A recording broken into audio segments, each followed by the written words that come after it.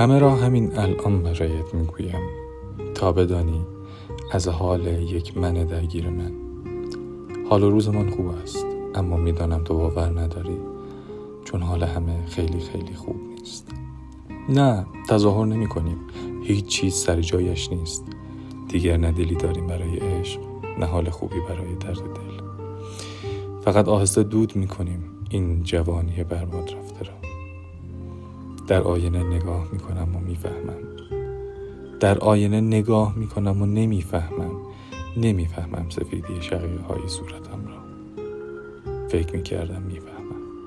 من تازه 30 ساله شدم، نه 30 ساله‌ای که در آرامش با دختر کوچکش مشغول خواندن داستان جوانی پدر مشغول گذر عمر است. اما ما مشغول هدر عمریم. هر صبح را با درد از یک خواب خوش بیدار می شویم و هر شب با ترس از کابوس های فردا می خوابیم. آقای رنگو، ما در جوانی پیر شدیم. در جوانی از همه چیز سیر شدیم. آهسته آهسته امیدمان خاموش شد. آهسته قلبمان تاریک شد. آهسته مردیم. گاهی زندگی برایم هیچ معنی ندارد. تقریبا از همه این سالها خسته‌ام. ولی آقای معلم میگوید پس این تاریکی روشنی است. آقای مدیر، ما هیچ روشنایی ندیدیم.